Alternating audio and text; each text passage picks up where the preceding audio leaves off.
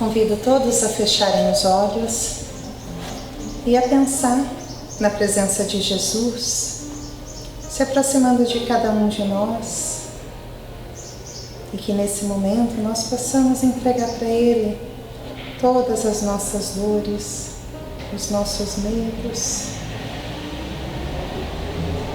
e pedimos também que lembremos da nossa pátria, que possamos entregar também todos os nossos governantes em suas mãos, mas pedindo com carinho para que Ele conscientize cada um desses que tem o poder de governar o nosso país, que todos eles possam ser envolvidos nessa paz de Jesus e fazer o melhor para cada um de nós.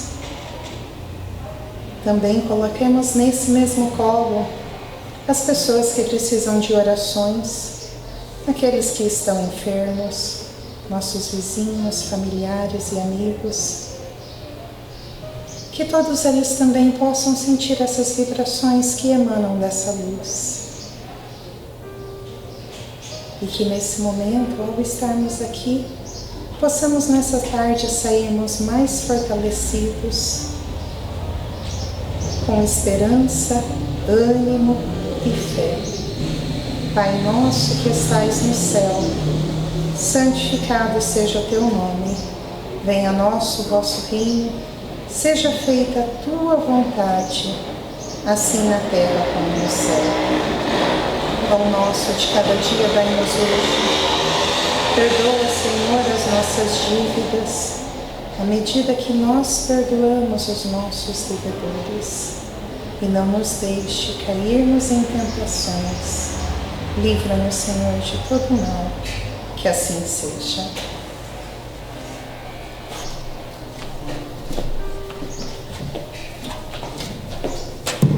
Eu escolhi para nós estudarmos hoje à tarde uma mensagem, um estudo que o Richard Simonetti fez nesse livrinho aqui, Um Jeito de Ser Feliz, que se denomina Os Contatos com o Céu. Ele estuda uma pergunta do Livro dos Espíritos 934, que diz o seguinte: Kardec pergunta: a perda de entes queridos não nos causa um sofrimento tanto mais legítimo quanto é irreparável e independente da nossa vontade? Quer dizer, a gente sofre muito porque ninguém quer perder um ente querido, não é? E aí você não pode fazer nada, é independente da nossa vontade, parece um castigo de Deus, né? Aí a resposta dos Espíritos: essa causa de sofrimento atinge tanto o rico como o pobre. É uma prova ou expiação e lei para todos, mas é uma consolação poderdes comunicar-vos com os vossos amigos pelos meios de que dispondes, enquanto esperais o aparecimento de outros mais diretos e mais acessíveis aos vossos sentidos. A gente já ouviu um tempo atrás, no começo no ano passado, lá para volta de 659, houve um desenrolar que estudam até hoje, né? De estudos assim, via telefone conversar com os espíritos, via televisão. Um sueco que costumava gravar o canto dos passarinhos assim, num lugar de muitas árvores, ele ouviu vozes e depois começou a prestar atenção em tudo, e ele descobriu que eram vozes dos espíritos. E os espíritos nos falam aqui na resposta a Kardec que nós até não temos meios mais assim visíveis, né? Porque vai chegar um momento em que a gente não vai ter mais, vai ter um contato mais estreito através da própria televisão, através do telefone. A gente vai ter a oportunidade de conversar. Por enquanto a gente tem o quê? Tem o sono, né? No começo, por exemplo, coisas que Jesus não podia contar na época em que ele esteve aqui, mas que depois ele falou, vou enviar um Consolador. E a doutrina espírita, quem estuda a doutrina espírita, nós que estamos aqui numa casa espírita, nós temos possibilidades, né, de estudar o ensinamento dos espíritos, e a gente tem mais, assim, convicção de que isso daí é uma prova, né, ou expiação para todos nós, né, tanto para aquele que fica como para aquele que vai. E aí a gente tem, por exemplo, um Chico Xavier. Quantas mães que receberam carta dos seus filhos, dos seus maridos, dos seus pais, dos filhos dos pais também, receberam cartas com minúcias, falava assim, meu filho está aqui. Por quê? Porque vinha apelido, vinha datas, vinha conversas, né? Jeito de falar peculiar com as pessoas. Então, as pessoas que recebiam não tinham dúvidas. Eu mesma recebi uma carta da minha filha, de uma médica que não sabia, assim, minúcias. Ela manda notícias para todos da família, inclusive para o sogro dela, que é a minha amiga, essa amiga que é médium, não sabia, não conhecia até isso, porque ele, como ele pagava a Unimed, não tinha condições de pagar, ele pagava a Unimed para ela, plano de saúde, ela estava agradecendo ao sogro dela ter pago um plano de saúde, porque deu condições dela viver um pouco mais de tempo junto aos filhos dela. Então, são coisas, são minúcias. Eu mesma, na véspera, uma das vésperas que fazia ter 3 meses que ela tinha ido para o plano espiritual, porque a primeira carta que ela mandou, graças a Deus, ela mandou com 20 dias que estava no plano espiritual, né? Essa carta. E eu estava assim, meia assim, saudosa, como estou sempre, né? Mãe é mãe, não tem jeito. E estava assim, saudosa, e eu li um poema de Khalil Gibran, que fala que os nossos filhos, fala de Jesus, né? Que Deus nos dá as setas, que nós somos setas, né? É para educar os nossos filhos para Deus, que temos que fazer com que eles evoluam, né? É um poema muito bonito do Khalil Gibran, e falando que nossos filhos não são nossos filhos, são setas divinas que Deus coloca nas nossas vidas para a gente fazer com que eles conheçam Deus, né? A nossa obrigação perante os nossos filhos é desenvolver neles Deus, né? O sentido de Deus, né? Dar oportunidades para eles evoluir em conhecimento, em moralidade também, porque nós somos exemplos, temos que ser exemplos de moral para os nossos filhos. Então eu tinha lido, e ela fala, mãe, eu ouvi a sua poesia, amei, mãe. Eu também fui uma boa arqueira, né, ela coloca, porque eu também tive 2 filhos que, graças a Deus, eles estão trilhando, né, o caminho da honestidade, do trabalho. E eu falei para ela que sim, né? Então, em realidade, são essas minúcias que a gente recebe nas cartas que fazem com que a gente acredite e fala, não, esse daí é mesmo esse meu ente querido que veio, né? Para dar um conforto, um consolo. Então, a doutrina, quando a gente, por isso que eu falo sempre nas nossas palestras, a gente fala sempre para estudar a doutrina, porque estudando a doutrina, nós vamos compreender coisas que Jesus não podia falar quando ele esteve aqui. É só o Consolador mesmo, não? Por isso que o Espiritismo é o Consolador, porque ele traz as respostas para esses questionamentos que a gente não vê saída. Porque quem não acredita, o que vai acontecer? Vai se desesperar, vai chorar, vai se ficar contra Deus, né? Vai brigar com Deus. E nós não. A gente aceita porque sabe que essa separação é temporária. Vai chegar o dia que nós vamos nos encontrar, se Deus quiser. Podemos nos encontrar até antes, né? Porque se a gente se preparar, como a espiritualidade nos ensina, se preparar na hora do sono, para que tenhamos sonhos inteligentes, né? O que são sonhos inteligentes? É o aproveitar os momentos de descanso do corpo físico fazendo um trabalho no plano espiritual que seja útil, ou trabalho, ou assistindo palestras, ou assistindo conselhos, ouvindo conselhos dos nossos anjos da guarda, que eles nos levam, né? Nos levam para que a gente tenha esse entendimento. E muitas vezes a gente levanta descansado, sabendo que você teve assim, uma conversa edificante, né? Mas não se lembra do que é aquilo. Só que vai haver um momento que aquilo vai dar um insight e você vai lembrar. No momento que você precisar lembrar, você vai lembrar.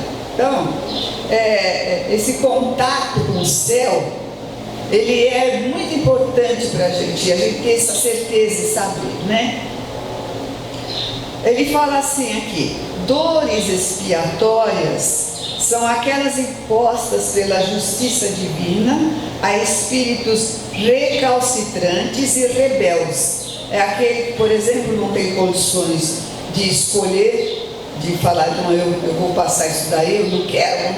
Eu tive a oportunidade de conversar com o espírito e falou, mas eu não quero ficar aqui, porque eu não quero reencarnar, que eu vou ter que reencarnar aleijado.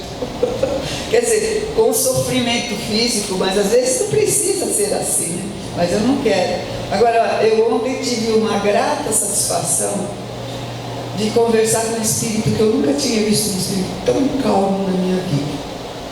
Ele começou a falar assim: senhora, eu não sei, deve ter acontecido alguma coisa comigo, porque eu não consigo pôr os pés no chão, eu estou flutuando. E aí eu logo tive, né, para a pessoa ser calma, tranquila, nem viu o que aconteceu com ele. E ele estava assim, ele falou assim: eu estou bem, estou me sentindo bem, mas algo diferente aconteceu comigo. Eu falei calmamente para ele também, eu falei, é porque você já desvestiu a roupa do corpo físico. E eu sei que você foi um homem muito bom, que auxiliou sempre aqueles que necessitavam ao seu lado, que você estava sempre pronto a fazer algo de bom para outros, desinteressadamente. Me lembrei dos nossos estudos de sábado, que nós estamos estudando isso, que é justamente a gente fazer o bem sem segunda intenção. E ele falou, não, mas isso daí já estava em mim, eu não fiz mais nada do que a minha obrigação. Eu falei, não, você nunca fez nada de errado que alguém pudesse ficar. Falou, isso não, graças a Deus, não. Depois que você está assim, agora olha quem está do seu lado. Aí ele ficou todo feliz que ele enxergou a filha dele, né? Ele só estava ali para ele entender que ele tinha desencarnado, mas ele falou, mas eu não vi a minha morte no sentido. Eu falei, por isso, porque você foi uma pessoa que mereceu. Então a gente vê que vamos dizer assim, não é que a gente tenha que ser bom para a gente esperar merecer um estado de consciência no plano espiritual, que nem esse espírito, nem sei o nome dele, vai ser esse espírito aí. Mas a gente tem que ser bom porque queremos tirar o outro daquela aflição, daquele momento de tristeza, né? Queremos doar-nos a nossa energia, tudo que nós sabemos, os nossos conselhos que a doutrina nos dá, para a gente passar para o outro. Então, no caso, por exemplo, de dores que a pessoa reclama, que a pessoa, esse daí ele não escolheu a prova. É uma expiação, porque ele vem errando muitas encarnações, 2, 3 encarnações, e agora ele entra na faixa, né, da expiação. E temos também dores provacionais. As dores provacionais são aquelas planejadas e escolhidas por espíritos conscientes de seus débitos e necessidades. Essas definições podem ser aplicadas àqueles que se despedem dos seus entes queridos, dos seus mortos, de conformidade com o seu comportamento, tá? Há pessoas que literalmente desabam no desespero, como quem se debate ante a cobrança indesejável de um débito kármico, questionando os desígnios de Deus. Outros fazem melhor, concebendo a separação como inevitável experiência humana que lhes compete enfrentar. seu sofrimento é bem menor. Não porque amam menos, não é isso, mas porque submetem-se à vontade de Deus, já que a amargura maior chega sempre pelas portas da inconformação, né? A compreensão que situa a morte como uma provação tolerável é sem dúvida uma questão de maturidade, mas se relaciona também com o conhecimento. Na medida em que assimilamos a ideia de que a morte impõe uma separação inexorável, lógico, né? Mas é transitória e que todos nos reencontraremos na espiritualidade, fica mais fácil aceitar quando é um caso assim, né? Bom, já falei do Chico aqui, ele fala do Chico, né? Eu falei das comunicações também, que dia virá em que viveremos o início de uma nova era no intercâmbio com os vivos e mortos, vivos entre aspas e mortos entre aspas, tá? Que culminará com a comprovação definitiva da sobrevivência em bases de tecnologia. Eles estão estudando, continuam estudando, né? Teremos então sons e imagens do além que contribuirão decisivamente para a edificação de uma humanidade mais espiritualizada e consciente das suas responsabilidades. Por quê? Se eu sei que a vida continua, se eu sei que eu tenho várias encarnações, que o objetivo da minha encarnação, embora seja viver num plano material, um plano denso, mas é um plano que me possibilita a evoluir moralmente, então eu tenho que trabalhar o meu pensamento e o meu coração para que eu possa aceitar e ter fé. A doutrina nos auxilia a aumentar e a ampliar a nossa fé. Por tudo isso de conhecimento que a gente tem, que ninguém morre, que a vida continua, né? Não existe céu, inferno, purgatório, existe sim estado de espírito, e espíritos afins se juntam. Então eu posso estar ao lado de uma pessoa que está amargurada, está depressiva, está aborrecida, está, né, contra Deus, contra tudo, contra todos, e eu estou feliz, estou dando risada, estou brincando. Estou do mesmo lado, mas estou diferente. Ela está no inferno e eu estou no céu, vamos dizer assim, né? Entre aspas. Então o estado, o inferno, o céu, o inferno, o purgatório é estado de consciência. Dormir não é o objetivo nosso no plano espiritual, é acordar mais cedo para o trabalho, né? Então os pastores trazem, é difícil uma reunião que o pastor não faça acordar uma pessoa, né? Ele fala assim, eu vou explicar para você coisas que eu também não sabia e eu aprendi aqui desse lado. Então, eu nem falo muito onde é que está de casa espírita nem nada. Antigamente eu brincava com ele, falava, você quer acordar com um susto ou você quer acordar, né, de uma forma mais natural? Agora eu falo, olha aí o pastor do seu lado. Primeiro eu mostro que ele está numa casa de Jesus, porque nós temos dessa salinha um quadro, aquele quadro que Jesus está batendo numa porta e não tem maçaneta, que a porta simboliza o coração. Acho tão lindo esse quadro. A porta simboliza o nosso coração, porque nós é que temos que abrir o nosso coração para o cristianismo, para entender as leis divinas que Jesus nos trouxe, né? Aí depois eu falo para ele, olha, dá uma olhadinha aí que o pastor está do seu lado. Aí ele escuta o que ele está falando, né? Então é bem assim, né? Mas aí continua Richard Simonetti, antes que esse momento chegue e ainda não tenhamos à nossa disposição os grandes médios, nós podemos detectar a presença dos espíritos se cultivarmos olhos de ver. E esse olhos de ver, ele vai falar sobre os sonhos que eu falei para vocês aqui, são os sonhos inteligentes, né? Aí ele conta assim que tinha, uma historinha aqui, que tinha um senhor na casa espírita que ele frequentava lá em Bauru, que muitos anos era casado, teve muitos filhos, né? Mas de repente a esposa faleceu, né, de uma forma rápida. E ele, mesmo sendo espírita, ele entrou numa tristeza, num estado depressivo, mas ele queria jogar aquilo fora e não conseguia. E ele rezava, né, falava. Aí, no passado um tempo, ele sonhou com a esposa, que a esposa veio se despedir dele, deu um abraço nele e falou: agora eu posso seguir o meu caminho. Então, Richard Simonetti fala que pode ser dois casos aí. Primeiro, que a esposa, ao desencarnar, enfrentando os percalços do retorno, ainda presa à vida física pela emoção, estava imantada ao marido, transmitindo-lhe algo das suas perplexidades. Despertando para a realidade além do túmulo, sob o amparo de amigos e familiares desencarnados, ela partiu após despedir-se do marido, porque ele logo no dia seguinte levantou, como ele sempre era, otimista, alegre, né, feliz, né, assim.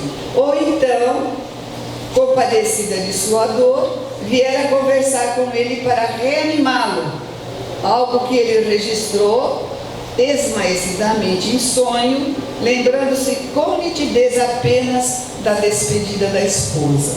Então, a gente tem, quando você tem aquele merecimento, quando você se dedica religiosamente ao estudo, né? A gente, vamos dizer assim, assume um compromisso da nossa evolução, do estudo da nossa evolução, estudo da doutrina.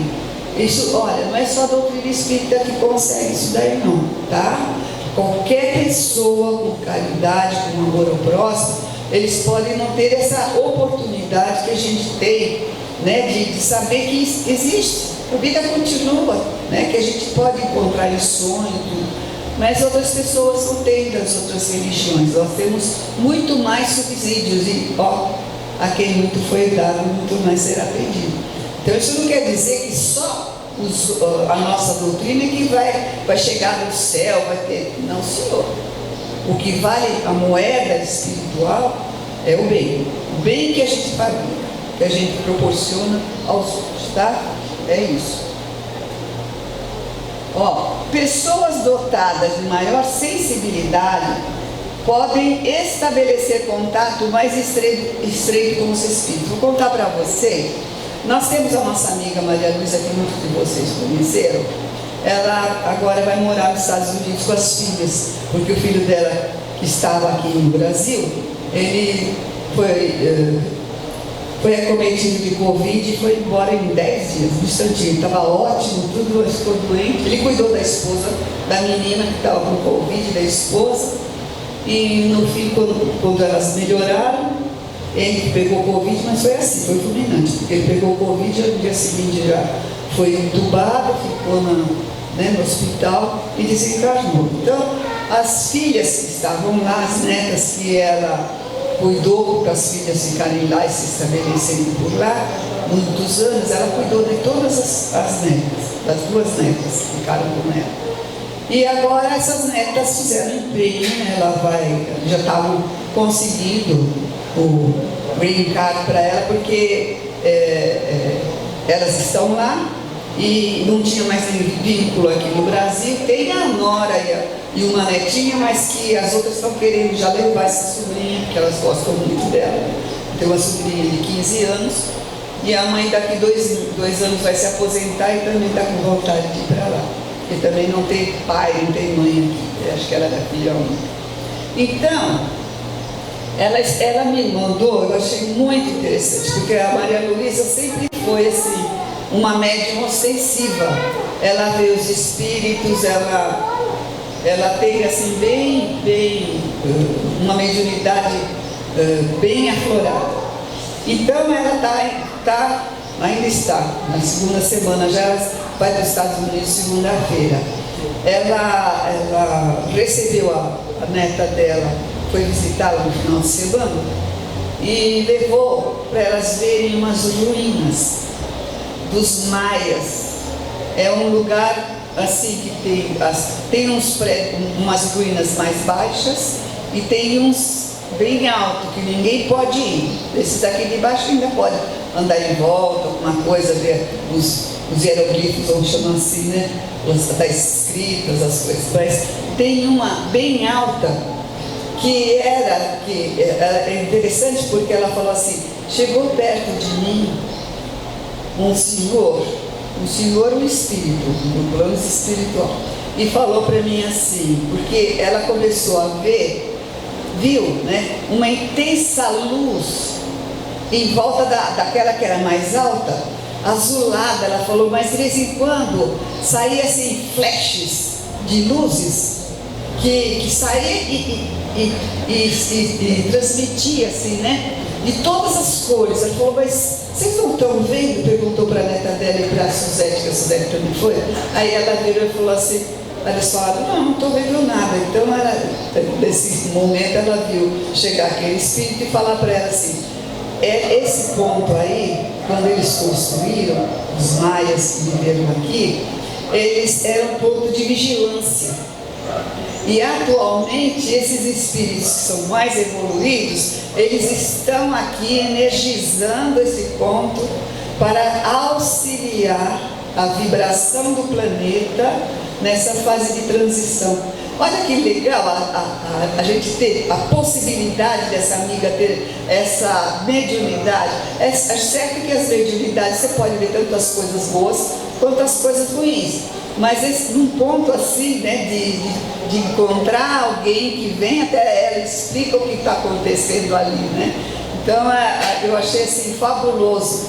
Então a mediunidade nos proporciona vários pontos para que a gente possa ter o que? Fé, ampliar a nossa fé. O objetivo nosso é ter fé em Deus, porque quando a gente entrega tudo nas mãos de Deus, as coisas acontecem de uma forma mais natural possível. A gente tem que ter aquela resignação, aquela aceitação, porque não cai um fio do nosso cabelo que não seja por ordem divina, não cai uma folha de uma árvore que não seja por ordem divina, né? Das leis divinas. Então a gente tem que acreditar, por isso que nós temos que estudar, né? Bom, deixa eu ver o que tem mais aqui para mim.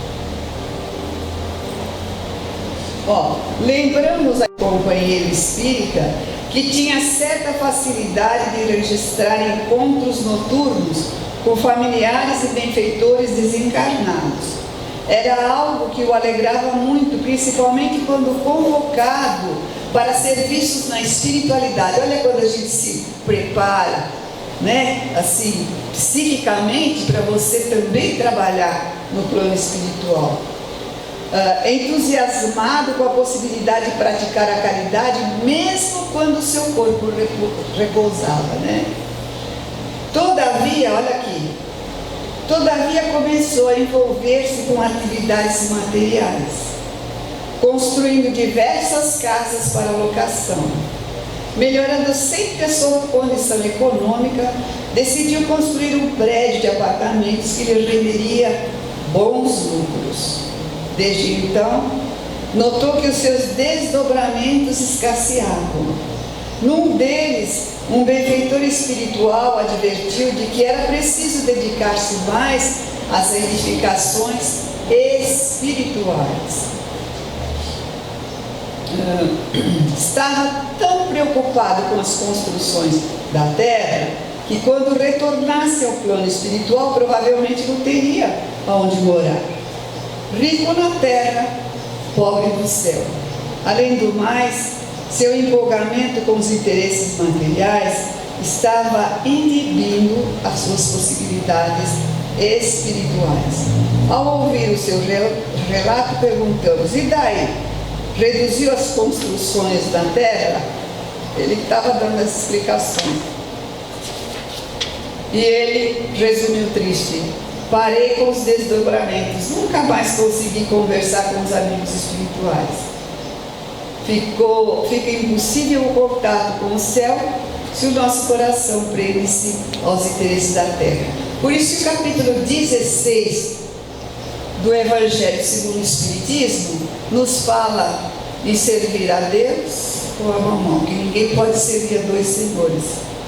Por quê? Porque os interesses materiais fazem com que a gente ocupe a nossa mente de uma forma mais ativa e desdenhe, que a gente desdenhe as coisas psicológicas, as coisas do plano espiritual, né? Mas isso não quer dizer que a gente pode ter as coisas e a gente pode também dosar a nossa vida em ambos os lados, né? Um pouco aqui, um pouco lá.